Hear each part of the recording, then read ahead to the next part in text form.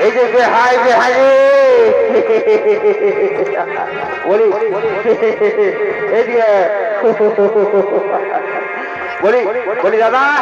দাদা আমি চাকরা নিয়ে চলে এসেছি বুঝতে পারলি তো আর দেরি করবো নাই আরামসে দু ভাই খাইয়ে দেয় আরামসে ঘর চলে যাবো বুঝতে পারলি তো এরে